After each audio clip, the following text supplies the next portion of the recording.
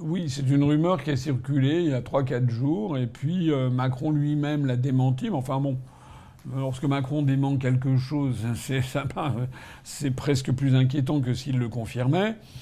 Bon, je ne sais pas. L'article 16, alors l'article 16, c'est un article de la Constitution. Ça va me permettre de chercher peut-être. L'article 16, faudrait retrouver à quoi ça ressemble. Son texte exact. Alors, je retrouve effectivement l'article 16, parce que je préfère revenir comme je ne le connais pas par cœur. L'article 16 dit ceci. Lorsque les institutions de la République, l'indépendance de la nation, l'intégrité de son territoire ou l'exécution de ses engagements internationaux sont menacées d'une manière grave et immédiate et que le fonctionnement régulier des pouvoirs publics constitutionnels est interrompu, le président de la République prend les mesures exigées par ces circonstances après consultation officielle du Premier ministre, des présidents des assemblées ainsi que du Conseil constitutionnel. Il en informe la nation par un message. Ces mesures doivent être inspirées par la volonté d'assurer au pouvoir public constitutionnel, dans les moindres délais, les moyens d'accomplir leur mission. Le Conseil constitutionnel est consulté à leur sujet. Le Parlement se réunit de plein droit. L'Assemblée nationale ne peut être dissoute pendant l'exercice des pouvoirs exceptionnels. Après 30 jours d'exercice des pouvoirs exceptionnels, le Conseil constitutionnel peut être saisi par le président de l'Assemblée nationale, le président du Sénat, 60 députés ou 60 sénateurs, aux fins d'examiner si les conditions énoncées au premier alinéa demeurent réunies. Il se prononce dans les délais les plus brefs par un avis public. Il procède de plein droit à cet examen et se prononce dans les mêmes conditions au terme de 60 jours d'exercice des pouvoirs exceptionnels et à tout moment au-delà de cette durée. Alors, si j'ai bien compris ce que je viens de vous lire, que vous avez en mémoire maintenant comme moi, il faut donc que les institutions soient menacées ou que l'indépendance française soit menacée, ça c'est le moins qu'on puisse dire, l'intégrité de son territoire ou l'exécution de ses engagements internationaux. Il faut que ça soit menacé de manière grave et immédiate, mais il faut aussi que le fonctionnement régulier des pouvoirs publics soit interrompu. Et à ce moment-là, le président de la République peut prononcer ce qu'on appelle ce fameux article 16, c'est-à-dire les pouvoirs, ce qu'on appelle les pouvoirs spéciaux, etc. Alors, c'est d'ailleurs pas précisé exactement ce que sont, en quoi consistent ces pouvoirs spéciaux. On croit comprendre que le président de la République décide à la place du gouvernement, se substitue à tout. Mais comme c'est déjà un petit peu le cas en définitive, de la lecture de la Constitution par les derniers présidents de la République, notamment depuis l'adoption du quinquennat, et alors sous Macron, le Premier ministre, c'est zéro. Gabriel Attal, c'est quoi? C'est même pas un directeur de cabinet. Enfin, c'est un porteur de valise. Il est d'une inconsistance et d'une transparence totale, en fait, Gabriel Attal. Pour ceux qui ont connu les débuts de la Ve République, qui ont connu des personnalités comme Georges Pompidou, enfin, c'est incroyable. C'est incroyable de voir ce que M. Gabriel Attal, c'est pas un Premier ministre, c'est un sous-fifre, enfin, c'est un larbin de Macron. Alors, il n'en demeure pas moins que cet article 16 a toujours été un petit peu tenu en suspicion, notamment par la gauche. Rappelez-vous que François Mitterrand avait écrit un livre qui s'appelait, en parlant de la Ve République, Le coup d'État permanent. En réalité, cet article 16 n'a été mis en tout et pour tout en œuvre qu'une seule fois depuis l'adoption de la Constitution de la Ve République en 1958. Et cette seule et unique fois, ça a été en 1962, au moment du putsch des généraux d'Alger. Et De Gaulle avait donc fait un discours resté célèbre où il mettait en œuvre l'article 16, il prenait lui-même directement la conduite des opérations. Mais il faut reconnaître qu'à l'époque, il y avait une menace grave et immédiate, c'était qu'il y avait un putsch qui avait été fait par 4 généraux qui entraient en rébellion. C'était une manœuvre séditieuse en rébellion contre les autorités de la République. C'est-à-dire que l'ensemble de l'Algérie pouvait basculer dans les mains d'une partie de l'armée qui est entrée en rébellion contre le gouvernement français. Et donc il y avait une menace grave et immédiate.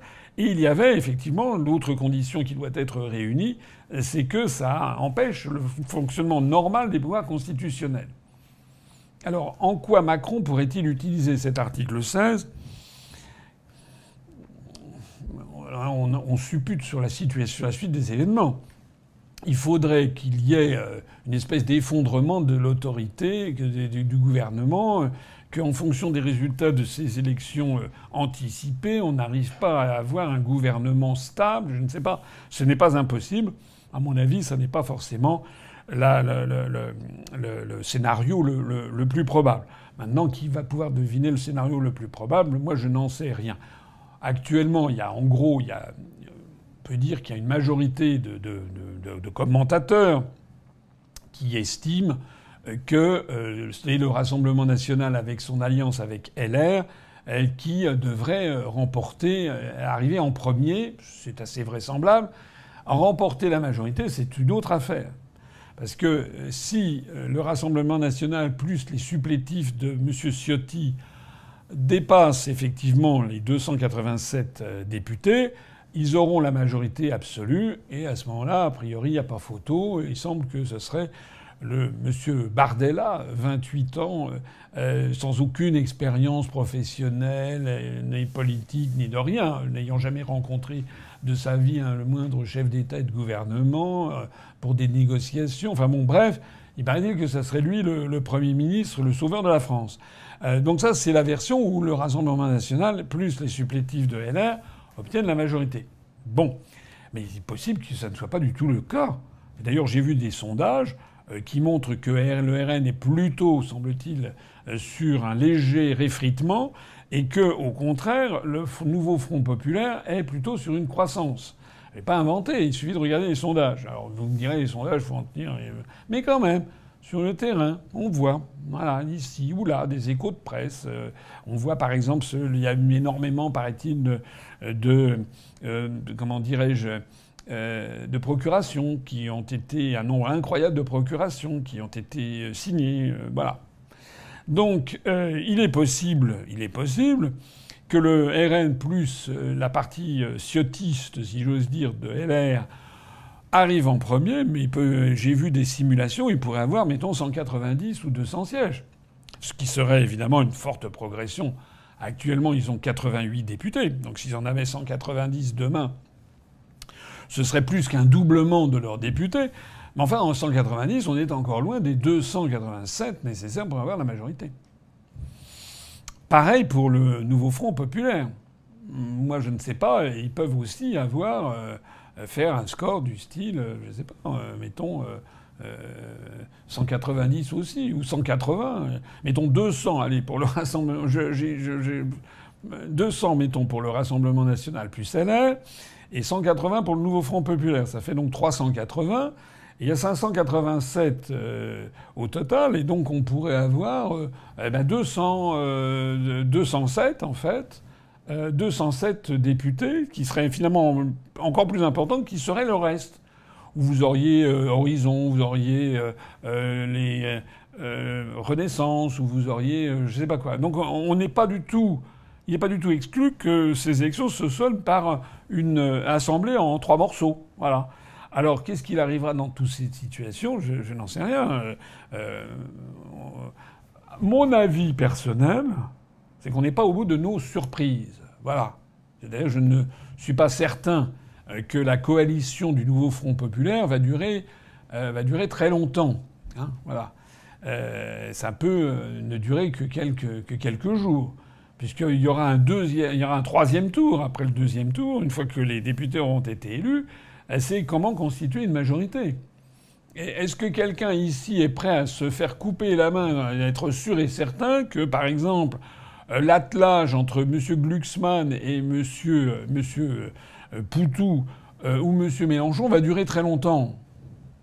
Est-ce que M. Hollande, quand il est allé là-dedans, n'a pas en fait prévu avec M. Macron d'être son prochain Premier ministre ? Tout est possible, hein. Politique, voilà. Et donc on pourrait très bien, après le deuxième tour, que les Français qui ont voté pour le nouveau Front populaire, découvre que celui-ci se désagrège tout de suite, et puis que vous avez toute une partie de socialistes modérés, si j'ose dire, qui, avec Glucksmann, rallie les députés macronistes, et également une partie des députés LR qui ne seraient pas allés au Rassemblement national. Pourquoi pas, hein, en définitive.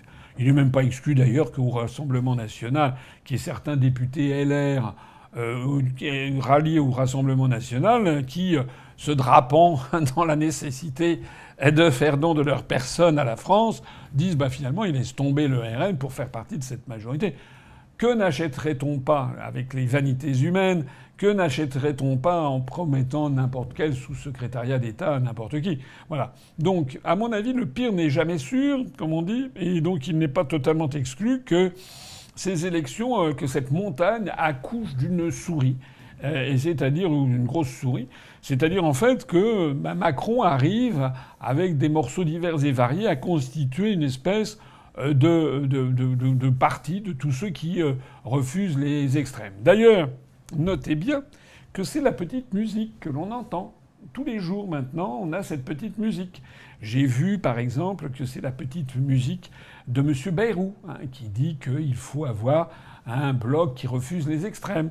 C'est la petite musique de Fantomas. J'ai vu que M. Édouard Philippe à claironne à qui veut l'entendre qu'il faut absolument constituer un bloc central. Peut-être d'ailleurs M. Édouard Philippe se verrait-il bien revenir au gouvernement. On a donc comme ça, j'ai vu aussi l'apparition assez inattendue, j'avoue, de M. Jean-Marc Ayrault qui rallie le nouveau Front populaire comme François Hollande. C'est quand même très extraordinaire. Voilà, on va pas me dire que François Hollande va rester des années, et Jean-Marc Ayrault non plus, mais François Hollande va pas rester des années lié au NPA de Poutou, ou même à Mélenchon. Je ne le vois pas du tout. Je vois que c'est un mariage factice, en définitive, et qui aura une durée de vie, à mon avis, limitée. Voilà. De la même façon qu'on a vu arriver M. Dominique de Villepin, qui lui aussi dit la même chose. Alors, je vois encore moins bien un mariage durable entre Poutou et puis Mélenchon d'un côté et puis Dominique de Villepin et de l'autre. Je ne vois pas très bien ça. En revanche, je vois bien effectivement une fracturation du nouveau Front populaire et pourquoi pas une fracturation aussi de RN-LR. Puis d'ailleurs, au passage, c'est une des grandes spécialités, si j'ose dire, du Front national ou de RN, c'est qu'ils sont toujours, quand ils ont obtenu des postes de députés, que ce soit au Parlement européen ou au Parlement français, il y a eu toujours une perte en ligne, c'est-à-dire qu'il y a eu des députés qui sont partis, qui ont quitté leur groupe. Je pense que c'est le calcul de Macron. En fait, je pense qu'il va essayer, après le deuxième tour, tirant les enseignements du scrutin, il y aura des coups de fil, on dira « Écoutez, cher ami, vous avez toujours eu les qualités éminentes pour être secrétaire d'État aux anciens combattants. À l'évidence, la France a besoin de vous. Et donc c'est ainsi qu'on va pouvoir essayer d'attirer dans ses filets quelque chose. » Moi, je vois ça comme ça. Alors évidemment, peut-être que je me trompe, peut-être qu'on va avoir un raz-de-marée du RN et LR. À ce moment-là, il pourrait y avoir des troubles à l'ordre public. Si j'ai bien lu, il y a des gens qui anticipent avec crainte qu'il y ait un Premier ministre, que ce soit M. Bardella, qui soit Premier ministre au moment des Jeux Olympiques. Alors, il y a des théories extravagantes du style, là, les banlieues vont s'enflammer. Je ne sais pas. Voilà, tout est possible, bien entendu. Mais bon, moi je trouve qu'il y a là-dedans beaucoup de commedia dell'arte. Vous connaissez mon point de vue. Je rappelle encore une fois que le coup de faire barrage comment dirais-je, à l'extrême droite, au fascisme, etc., ça me fait quand même doucement rigoler, parce que je rappelle des faits absolument objectifs. C'est que le Rassemblement national, dans l'Assemblée qui vient d'être dissoute, détenait rien moins que 2 postes de vice-président de l'Assemblée nationale. C'est tout à fait éminent. C'était M. Sébastien Chenu et Mme Hélène Porte, qui étaient l'un et l'autre vice-président de l'Assemblée nationale du Rassemblement national. Et ils avaient obtenu ces postes parce que c'était les députés macronistes qui avaient voté pour eux avec les députés du Rassemblement national. Enfin, je ne l'ai pas inventé, tout le monde peut aller le vérifier. Donc maintenant, on vient nous faire, oh là là, c'est le drame, c'est l'épouvante, ils sont au bord du pouvoir. Mais enfin, c'est incroyable qu'on prenne les Français pour des cons à ce point-là. Et ce sont des gens qui, à la buvette de l'Assemblée nationale, se tapent la main dans le dos.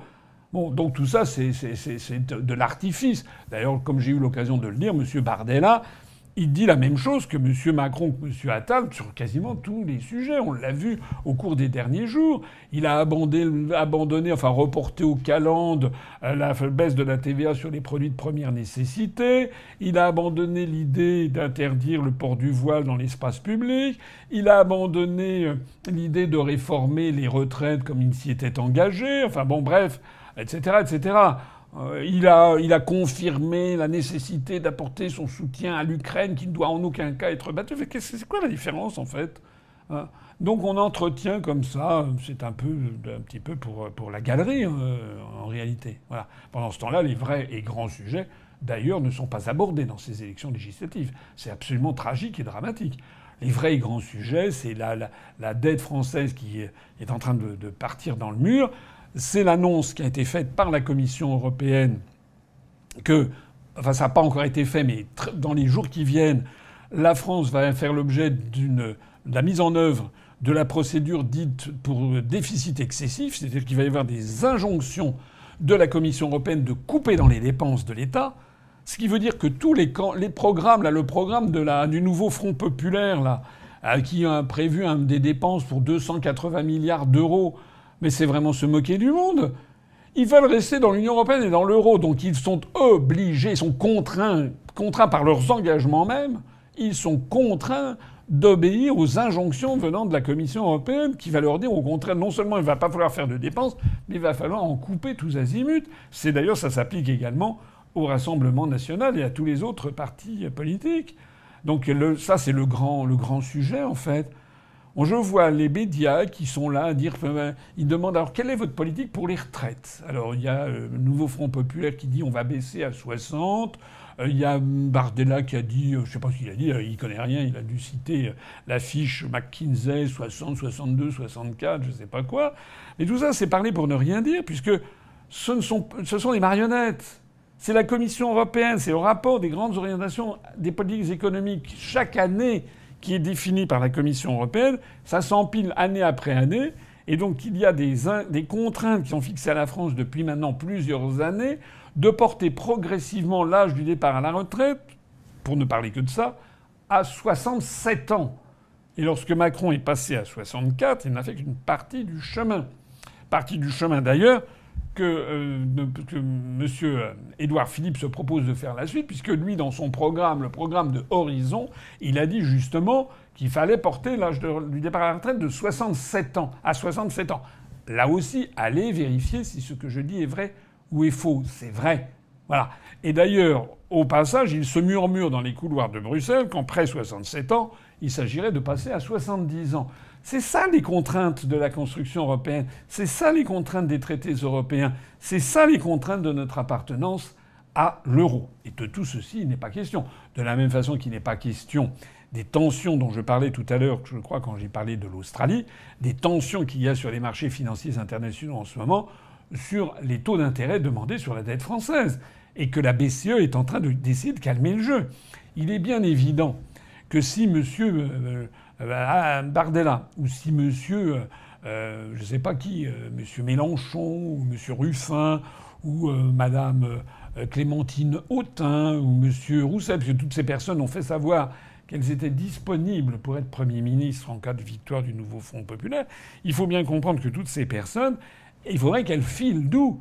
Parce que si d'aventure, il y avait quelqu'un qui commençait à vouloir mettre en œuvre tel ou tel aspect du programme, par exemple du nouveau Front populaire, je ne sais pas, pour taxer les grandes fortunes, pour comment dirais-je, remettre en cause un petit peu la libre circulation des mouvements de capitaux, ou pour dépenser des sommes folles du budget de l'État, etc., allant à l'encontre exacte des instructions fixées par la Commission européenne, ce Premier ministre serait immédiatement convoqués à Bruxelles pour explication. Nous ne sommes plus un pays indépendant. Il faut quand même que les Français le comprennent. Nous sommes devenus un pays sous tutelle. Et cette tutelle va s'aggraver. Et donc, si par exemple, je connais des gens de gauche, leur raisonnement des gens de gauche, c'est de dire oui, mais alors on leur fera un bras d'honneur, on le fera quand même. Ah oui, très bien. Mais il faut quand même réfléchir le coup d'après dans ces jeux d'échecs. Il faut quand même... Qu'est-ce qui va se passer à ce moment-là? Ce qui se passera à ce moment-là, c'est que la Banque Centrale Européenne dira « Très bien, c'est comme ça que vous voyez les choses. Très bien. La BCE ne va plus racheter sur les marchés secondaires les obligations assignées du Trésor. Vous n'allez plus pouvoir financer le déficit de l'État que vous êtes en train de creuser. Vous n'allez plus pouvoir le financer avec les taux d'intérêt actuels. » Ça veut dire quoi? Ça veut dire que dans les heures et les jours qui suivraient ça, vous verriez les taux d'intérêt sur la dette française à 10 ans qui bondiraient d'une façon exceptionnelle, ruinant la France. Ben vous verrez que Mélenchon, il les aura à zéro. D'ailleurs, il les a à zéro puisqu'il ne propose pas de sortir de l'Union européenne ni de l'euro. Il est déjà pieds et poings liés à l'oligarchie, comme tous ces gens de Bardella à Mélenchon. Tous, ils ont accepté cette vassalisation. C'est pour ça que nous entrons dans une zone vraiment très très grave, économiquement, politiquement, socialement, diplomatiquement, militairement, etc. Mais aussi une zone de très grand danger pour la France, mais aussi une zone aussi de, j'allais dire un mot biblique, d'apocalypse. Apocalypse en grec, c'est du grec ancien. Ça veut dire enlever ce qui est caché. C'est Calypso, la nymphe Calypso, c'est justement, ça veut dire c'est ce qui est caché. Apocalypse, c'est la révélation, c'est le dévoilement de ce qui est caché. C'est ça le vrai nom de l'Apocalypse. L'Apocalypse de Jean dans la Bible, c'est ça. C'est pas comme dans le sens commun, on croit que l'Apocalypse, c'est la fin du monde. Non. Étymologiquement, l'Apocalypse, c'est révéler ce qui était caché. Eh bien, je pense qu'il va y avoir une révélation aux Français de ce qui leur est caché depuis des années et des décennies même. C'est que les Français ont perdu leur démocratie. Voter à droite ou à gauche ne sert plus à rien puisque nous sommes sous tutelle. Voilà ce qui va se passer au cours des mois qui viennent. Vous imaginez évidemment que le capital de sympathie que nous avons et qui est très considérable, j'ai eu l'occasion de le dire. Il y a une grande différence entre les résultats dans les votes, dans les urnes, qui ont été vraiment désastreux, en fait, très décevants par rapport à ce que nous espérions. Mais en revanche, nous avons une notoriété. Moi, je le vois dans la rue, je suis sans arrêt arrêté par des gens qui me disent « Vous êtes formidable ». Je leur dis « Mais vous avez voté pour nous ?» Ils me disent « Non ». Il faudrait peut-être un peu mettre en corrélation ce que vous dites avec votre vote. Mais sans doute, il était encore un peu tôt. Voilà, parce que changer de vote, c'est quelque chose qui est difficile pour beaucoup de gens. Il y a une espèce d'inertie électorale. Mais il va bien y avoir un moment où de plus en plus de Français vont comprendre que la vérité, c'est ce que je dis depuis 17 ans et demi.